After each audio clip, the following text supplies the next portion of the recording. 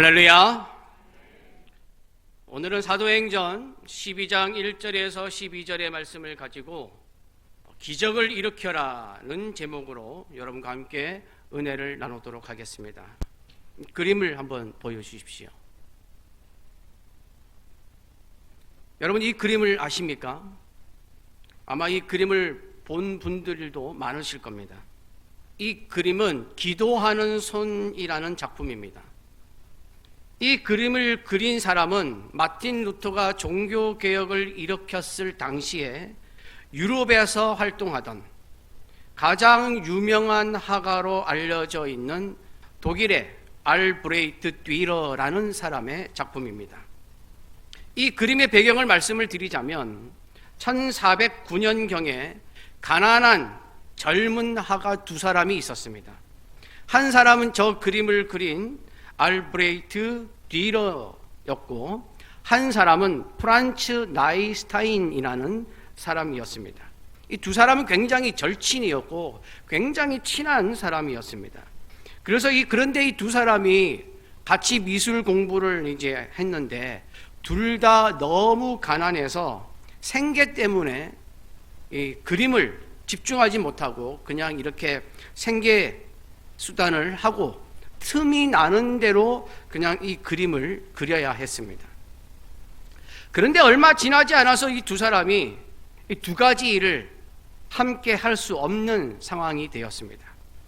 그래서 이 두 사람이 고심을 합니다. 고민을 깊이 하고 난 다음에 서로 이렇게 상의를 합니다. 고민 끝에 프란츠 나이스타인이 자기가 먼저 일자리를 얻어서 돈을 벌겠다. 그리고 돈을 벌어서 듀러의 그림 공부를 돕고 듀러가 그림 공부가 마치면 듀러가 다시 돈을 벌어서 나인스타인의 그림 공부를 돕기로 약속을 합니다. 그래서 이 듀러는 유명한 화가 밑에서 그림을 공부하게 되었고 나인스타인은 친구 듀러의 이 학비를 벌기 위하여 정말 열심히 일을 합니다. 시간이 흘러서 드디어 듀러가 이제 그림 공부를 마치게 되었습니다. 그리고 그림도 팔면서 돈도 많이 벌게 되었습니다. 이제 듀러는 자기 친구 나이스타인의 그림 공부를 돕기 위하여 돌아옵니다. 그런데 이 나인스타인은 너무 오랫동안 육체 노동을 하는 바람에 손이 다 굳어져 버려가지고 그림을 그릴 수가 없었습니다. 친구의 이 안타까운 사실을 알고 듀러는 어느 날 나인스타인을 찾아갑니다. 친구를 찾아갔는데 듀러가 무엇을 목격하냐면 듀러를 자기 자신을 위하여 기도하고 있던 친구 나인스타인의 모습을 발견을 합니다. 나인스타인은 이렇게 기도하고 있었습니다. 주님, 저의 손은 이미 험한 일을 너무 많이 해서 손이 굳어져 버렸습니다. 그림을 그릴 수가 없습니다. 제가 할 몫까지 듀러가 할 수 있도록 도와주시고 주님의 영광을 위하여 아름다운 그림을 그릴 수 있게 해주세요. 이 광경을 뒤에서 지켜보던 듀러는 자기를 위해서 희생한 친구의 기도하는 손을 바라보게 됩니다. 그리고 그 자리에서 그 친구 기도하는 나인스타인의 손을 그리기 시작합니다. 친구의 손은 다 상처투성이었습니다. 하지만 자신을 위해 희생한 그 손으로 기도하는 모습은 너무 아름다웠습니다. 듀러는 친구의 이 기도하는 손을 그렸고 이 그림이 수많은 사람에게 감동을 준 기도하는 손이라는 저 작품이 되었습니다. 친구의 기도와 희생이 알브레히트 듀러라는 유명한 화가를 탄생시킨 것입니다. 여러분, 오늘 말씀은 믿는 자들에게 일어나는 기도의 기적을 보여주고 있습니다. 오늘 말씀의 배경을 살펴보면 사도행전 7장에 스데반이 하나님의 말씀을 전할 때에 그 말씀의 증거를 듣던 수많은 백성과 장로와 서기관들은 그 말씀의 증거를 듣고 마음에 찔립니다. 그런데 마음에 찔리면 회개를 했으면 좋았을 텐데 그와 반대로 스데반을 가만히 두지 않겠다고 생각하고 마침내 스데반을 성 밖으로 내치고 돌로 쳐 죽입니다. 이 일로 박해를 받던 예수 그리스도를 믿던 사람들은 다 흩어집니다. 그러나 이 흩어진 믿음의 사람들은 그냥 무서워서 숨어 있었던 것이 아니라 오히려 안디옥까지 가서 복음을 전합니다. 이 복음을 듣던 수많은 사람들이 예수 그리스도를 믿게 되고 주님께 돌아오는 역사가 일어납니다. 예루살렘 교회가 이 소문을 듣고 바나바를 안디옥에 보내서 바울과 함께 1년간 무리를 가르쳤고 제자들이 그 안디옥에서 비로소 그리스도인이라고 불리게 되었습니다. 그런데 이때쯤에 헤롯 왕이 교회를 핍박합니다. 교회에 다니는 사람들을 해치려고 계획을 세웁니다. 오늘 말씀 1절, 2절에 보면 예수님의 제자 중에 요한의 형제 야고보를 칼로 죽였다고 말씀하고 있습니다. 오늘 말씀 1절, 2절입니다. 함께 봉독합니다. 그때에 헤롯 왕이 손을 들어 교회 중에서 몇 사람을 해하려 하여 요한의 형제 야고보를 칼로 죽이니. 이 말씀의 헤롯 왕은 헤롯 아그리파 1세입니다. 헤롯 왕에 대해서는 제가 오후 예배 때 설명드린 적이 있는데 듣지 못한 분들이 계시기 때문에 그냥 간단하게 한 번 더 설명을 드리면, 여러분 애굽왕 이집트의 왕은 모두 다 바로라고 부릅니다. 이것처럼 당시 로마의 왕은 모두 다 헤롯 왕이라고 불렀습니다. 로마는 헤롯 대왕이 있었는데 이 헤롯 대왕이 5명의 아내에게서 아들을 낳습니다. 그러면 헤롯 아그리빠는 누구냐 하면 헤롯 대왕의 두 번째 부인 미리암이 낳은 아들 아리스토블루스라는 자녀가 있는데 이의 자녀입니다. 그러니까 헤롯 아그리빠는 헤롯 대왕의 손자입니다. 그리고 세례 요한을 죽였던 헤로디아와는 남매 사이입니다. 이 헤롯 아그리빠는 자기 할아버지 헤롯 대왕처럼 굉장히 사치스럽고 경박하고 간교한 성격을 가지고 있는 사람입니다. 그런데 다른 헤롯 왕들과는 좀 달리 유대인들에게는 호의를 얻기 위해서 유대인의 의식을 엄격히 지키는 사람이었습니다. 이런 이유로 유대교 종교 지도자들과는 굉장히 친분이 두터웠습니다. 그리고 이 유대교 종교 지도자들의 환심을 사기 위하여 유대교 종교 지도자들이 싫어하는 기독교 지도자들을 한 명씩 처리하고 있었습니다. 그래서 이 헤롯 아그리빠가 요한의 형제 야고보를 죽였을 때에 유대 종교 지도자들이 기뻐하는 것을 보고 이번에는 베드로를 잡으려고 했던 것입니다. 3절입니다. 함께 봉독합니다. 유대인들이 이 일을 기뻐하는 것을 보고 베드로도 잡으려 할새 때는 무교절 기간이라. 스데반의 순교가 기독교 역사상 가장 첫 번째 순교였다면 야고보의 순교는 예수님의 12제자 중에 첫 번째 순교입니다. 무교절은 6월절이 시작되는 저녁부터 7일 동안 출애굽을 할 때 이스라엘 백성들이 누룩이 없는 무교병을 먹은 것을 기억하면서 지키는 절기입니다. 이 무교절에는 평상시보다 매우 많은 유대인들이 예루살렘으로 모였습니다.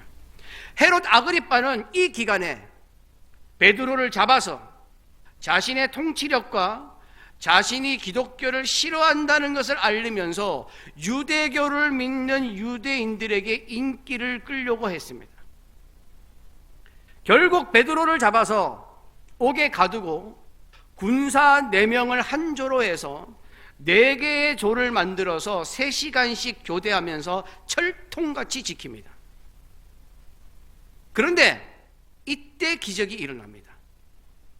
이 기적이 일어난 이유는 교회의 기도였습니다. 5절입니다. 함께 봉독합니다.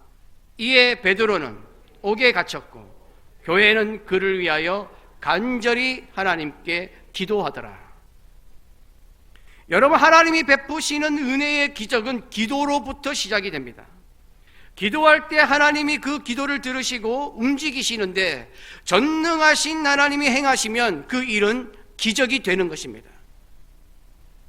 히스기야가 병이 들어 기도하였을 때 하나님께서 15년을 더 살도록 생명을 연장해 주셨고, 엘리야가 기도할 때 하나님께서 하늘에서 불을 내리셔서 바알과 아세라 선지자 850명을 물리치게 하셨고, 다니엘이 기도할 때에 사자굴에 던져진 다니엘의 생명을 구하기 위해서 하나님은 사자들을 꼼짝도 못하게 하셔서 지켜주셨습니다.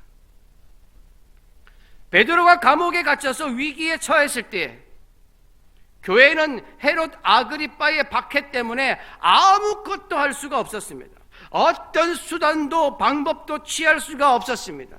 교회를 핍박하고 믿는 자들을 죽이려고 작정하는 헤롯 아그리빠 앞에서는 할 수 있는 일이 아무것도 없었습니다. 그러나 헤롯 아그리빠의 권력과 살기 앞에서도 유일하게 할 수 있는 것은 딱 하나밖에 없었습니다. 그게 바로 기도입니다. 모든 것을 주장하시며 모든 것을 다스리시며 모든 권력보다 더 높으시며 모든 악한 것을 물리치실 수 있는 하나님께 기도하는 것밖에는 아무것도 없었습니다. 그래서 교회는 베드로를 위해 기도합니다. 그것도 간절하게 베드로가 무사하기를, 베드로가 감옥에서 나오기를 기도하였습니다. 여러분, 기도는 하나님이 우리에게 주신 가장 큰 은혜이자 선물입니다. 기도는 하나님을 만나는 일입니다. 하나님께 은혜를 받는 길입니다. 하나님의 능력을 체험하는 방법입니다. 문제를 극복할 수 있는 열쇠입니다. 길을 열어주는 문이고 크고 비밀한 일을 보게 하는 통로인 줄 믿습니다. 신명기 4장 29절은 이렇게 말씀합니다. 그러나 내가 거기서 내 하나님 여호와를 찾게 되리니 만일 마음을 다하고 힘을 다하여 그를 찾으면 만나리라. 예레미야 29장 12절 13절입니다. 너희가 내게 부르짖으며 내게 와서 기도하면 내가 너희의 기도를 들을 것이요 너희가 온 마음으로 나를 구하면 나를 찾을 것이요 나를 만나리라. 교회가 베드로를 위하여 기도할 때에 하나님의 역사가 시작되었습니다. 6절에 보면 베드로를 사형시키려고 하던 하루 전날 밤이었습니다. 헤롯 아그리빠는 혹시라도 베드로가 도망가지 못하도록 베드로를 쇠사슬에 묶어놓고, 그것도 모자라서 베드로 옆에 2명의 군사를 세웁니다. 인간의 힘으로는 빠져나갈 희망이 전혀 보이지 않는 강금 방법이었습니다. 옥문 밖에는 군사들이 4면씩 4조를 이루어서 철동같이 옥문을 지키게 하고, 베드로는 쇠사슬로 묶어놓고 그 양옆에는 2 군사로 3겹으로 쌓여서 나갈 방법은 전혀 보이지 않았습니다. 그러나 베드로를 위한 기도가 시작되었고, 그 기도를 들으신 하나님은 굳게 잠긴 그곳에서 베드로를 위해 역사하기 시작하셨습니다. 오늘 말씀 7절에서 10절입니다. 함께 다시 한번 봉독하겠습니다. 호련히 주의 사자가 나타나매 옥중에 광채가 빛나며 또 베드로의 옆구리를 쳐 깨워 이르되 급히 일어나라 하니 쇠사슬이 그 손에서 벗어지더라. 천사가 이르되 띠를 띠고 신을 신으라 하거늘 베드로가 그대로 하니 천사가 또 이르되 겉옷을 입고 따라오라 한데 베드로가 나와서 따라갈새 천사가 하는 것이 생시인 줄 알지 못하고 환상을 보는가 하니라. 이에 첫째와 둘째 파수를 지나 시내로 통한 쇠문에 이르니 문이 저절로 열리는지라. 나와서 한 거리를 지나매 천사가 곧 떠나더라. 주의 사자가 빛을 발하며 옥중에 나타나서 베드로의 옆구리를 찌르면서 급히 일어나라고 하면서 깨웁니다. 이어서 쇠사슬이 풀어집니다. 8절에 천사는 베드로에게 옷을 입고 신을 신으라고 말합니다. 띠를 띠라는 말은 옷을 입으라는 말입니다. 그리고 겉옷을 입고 따라오라고 말합니다. 베드로는 그대로 행한 뒤에 천사가 오라고 하는 곳으로 따라 나갑니다. 9절에 베드로는 꿈을 꾸고 있는 것 같았습니다. 베드로는 꿈속에 나타난 환상이라고 생각했습니다. 베드로는 천사를 따라 첫째 초소와 둘째 초소를 지나서 나가는 문인 철문 앞에까지 도착을 합니다. 그때 철문이 자동문인 것처럼 저절로 열립니다. 그 철문을 통과하여 한 거리를 지났을 때에, 한 블록을 지났을 때에 천사가 사라집니다. 베드로는 너무 좋은 꿈인 줄 알았습니다. 정말 이렇게 되었으면 좋겠다라고 생각할 만한 길몽인 줄 알았습니다. 그러나 그것은 꿈이 아니라 하나님의 기적이었습니다. 인간의 머리로는 상상도 하지 못하는, 있을 수도 없는, 상식적으로는 납득이 가지 않는 하나님의 기적이었습니다. 여러분, 하나님의 기적은 뜬구름의 이야기가 아닙니다. 현실 불가능한 저 4차원 세계의 이야기가 아닙니다. 하나님이 기도하시는 자에게 베푸시는 하나님의 역사입니다. 기도는 이 역사를 만드는 첫 출발입니다. 베드로를 이끌고 나온 것은 천사였지만 천사를 보내신 분은 하나님이셨고 하나님을 움직이게 만든 것은 기도였습니다. 하나님께 드리는 기도는 사람이 만들어낸 조각과 우상에게 드리는 기도와는 전혀 다른 것입니다. 우리의 기도는 유일하시고 전능하시고 살아계신 하나님께 드리는 하나님과의 대화입니다. 하나님의 자녀된 우리가 기도를 드리면 아버지가 되시는 하나님께서 그 기도를 듣고 이루어 주시기 위해서 움직이십니다. 인간의 상상으로는 측량할 수 없는 크고 높으시며 무궁무진하신 하나님이시기에 하나님이 주시는 응답은 기적이 되는 줄 믿습니다. 하나님의 편에서 보면 기적은 아닙니다. 하나님 편에서는 그저 은혜를 베풀어 주시는 것이지만 나약하고 미약한 우리 인간이 보기에게는 말도 안 되는 기적이 되는 것입니다. 하나님의 기적은 특별한 곳에서 일어나는 것이 아닙니다. 특별한 사람에게 일어나는 것이 아닙니다. 하나님의 기적은 기도할 때 일어납니다. 여러분, 하나님이 주시는 기적은 인간적인 판단으로 믿어지는 것이 아닙니다. 요즘 사람들은 다 과학적이고 논리적이라야 믿습니다. 이 세상에 존재하는 모든 것이 여러분 다 과학적이고 논리적으로 분석이 가능합니까? 그렇지 않습니다. 우리 인간들이 마음속으로 하는 생각, 주관, 이거는 과학적으로 논리적으로 분석할 수가 없습니다. 요즘에 뇌과학, 심리학도 굉장히 많이 발달을 해서 인간의 생각과 마음을 다루고 있습니다. 그러나 그 다루는 것을 보면 모두 다 나타난 현상에 대한 연구입니다. 인간의 주관적인 생각, 결심, 깊은 사고, 이게 과학과 논리로 설명할 수가 있습니까? 여러분, 만약에 오늘 점심 교회 식당에서 밥을 먹으려다가 갑자기 라면이 먹고 싶어서 라방으로 갔다고 생각해 봅시다. 여러분, 이 행동을 논리적으로 설명하는 것이 가능합니까? 물어보면 그냥 먹고 싶어서 갔다고 말할 것입니다. 내가 라면이 먹고 싶어서 그랬다고 할 것입니다. 갑자기 라면이 먹고 싶은 마음을 논리적으로, 과학적으로 합리적으로 설명을 하라고 하면 설명이 되겠습니까? 여러분, 설명은 한마디일 것입니다. 내 마음이지. 이처럼 사람의 마음도 설명이 안 되는데 하나님의 기적이 설명이 되겠습니까? 과학적으로, 합리적으로, 논리적으로 설명이 되겠습니까? 하나님의 기적은 설명하고 납득하는 것이 아닙니다. 기도로 체험하는 것입니다.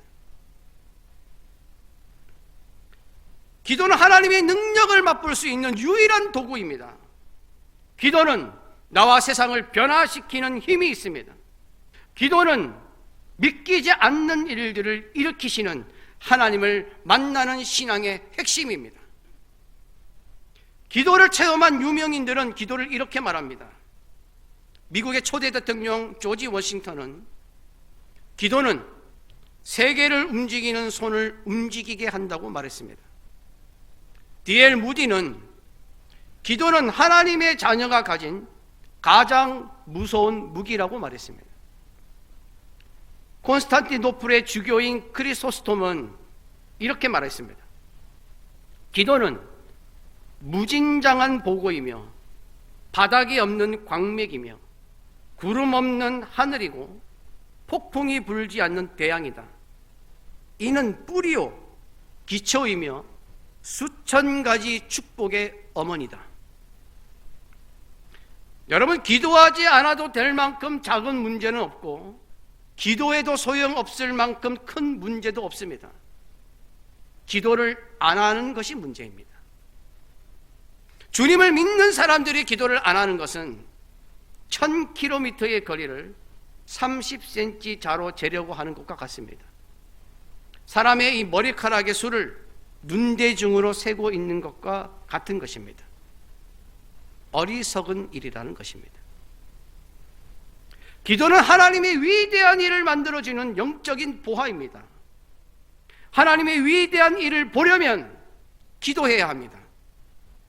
안 된다고 말하기 전에 기도하십시오. 걱정하는 대신에 기도하십시오. 두려움을 갖기 전에 기도하십시오. 여러분의 기도에 응답하실 하나님을 믿으십시오. 기도는 하나님께서 하나님의 자녀인 여러분들에게 마음껏 사용하라고 주신 최고의 복입니다. 여러분, 우리는 기도하고 생각하면 링컨을 떠올립니다. 미국의 16대 대통령 링컨은 노예를 해방한 대통령으로 유명하지만 기도를 많이 한 대통령으로도 유명합니다. 백악관을 기도실로 만든 대통령이라는 책이 나올 정도로 나라를 기도로 다스린 대통령입니다.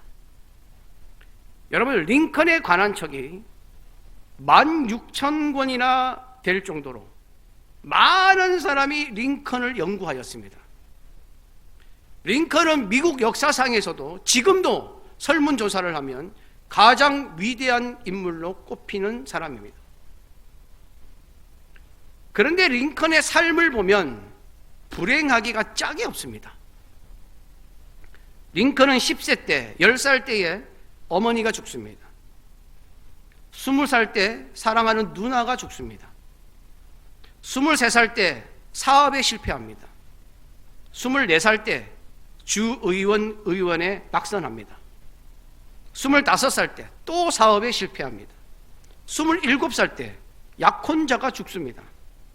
30살 때 의회 의장직에 나갔다가 낙선합니다. 32살 때 대통령 선거위원회 낙선합니다. 36살 때 하원 의원의 공천에 탈락합니다.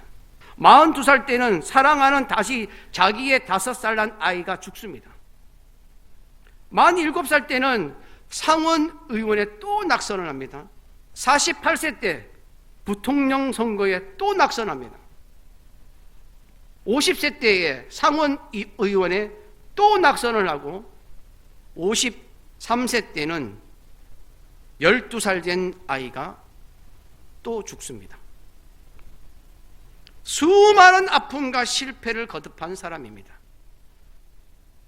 그냥 인생을 보고 있으면 혀를 내두를 정도입니다. 그러나 링컨이 대통령이 되고 사람들의 입에 오르내릴 만큼 훌륭하게 직분을 감당하게 된 것은 바로 기도의 힘이었습니다. 어릴 때부터 어머니의 기도 소리를 듣고 자란 링컨은 기도하는 일을 매우 소중하게 여겼습니다. 남북 전쟁이 있을 때도 1863년 4월 30일 목요일을 금식 기도일로 선포하고 온 국민과 함께 기도하며 전쟁을 승리로 이끌었습니다.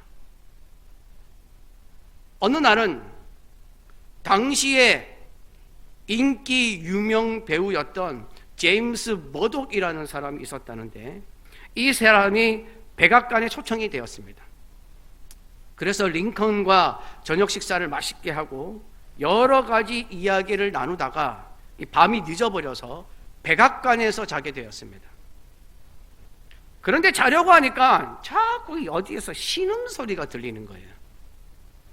그래서 자려고 하면 신음소리가 들리고 자려고 하면 신음소리가 들려서 신경이 쓰여가지고 잠을 제대로 이루지 못하다가 이 무슨 소리지 하면서 그 소리를 찾아갔습니다.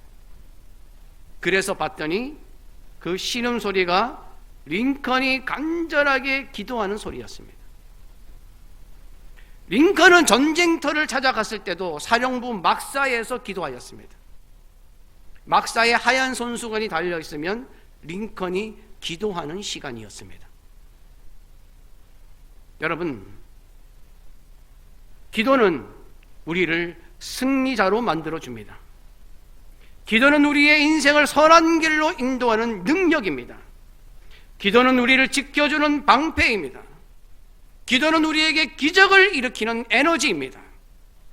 베드로는 그것을 체험하였습니다. 11절 12절에 옥에서 빠져나온 베드로는 하나님의 기적으로 천사를 따라 감옥에서 나와 정신을 차린 후에 그때서야 이게 하나님의 역사라는 것을 알게 됩니다. 이 역사를 경험한 후에 마가 요한의 어머니 마리아의 집에 갔는데 거기에서 사람들이 모여서 자기를 위해 기도하는 것을 목격합니다. 11절 12절입니다. 함께 봉독합니다. 이에 베드로가 정신이 들어 이르되 내가 이제야 참으로 주께서 그의 천사를 보내어 나를 헤롯의 손과 유대 백성의 모든 기대에서 벗어나게 하신 줄 알겠노라 하여 깨닫고 마가라 하는 요한의 어머니 마리아의 집에 가니 여러 사람이 거기에 모여 기도하고 있더라. 할렐루야. 여러분, 베드로가 경험한 기적은 기도 때문이었습니다. 기도하는 사람이 되십시오. 기도가 여러분들의 호흡이 되기를 바랍니다. 기도로 모든 것을 이기는 믿음의 사람이 되기를 축복합니다. 기도로 하나님께 영광을 돌리며 사는 자가 되시기를 축복합니다. 그러면 여러분의 삶의 곳곳에서 우리 교회에 하나님의 기적이 나타날 줄로 믿습니다. 이 어렵고 힘든 세상을 살면서 기도가 하나님의 능력임을 체험하는 여러분들이 되셔서 기도가 내 인생을 승리하게 만드는 가장 강력한 무기임을 고백하는 믿음의 사람들이 되시기를 간절히 바랍니다.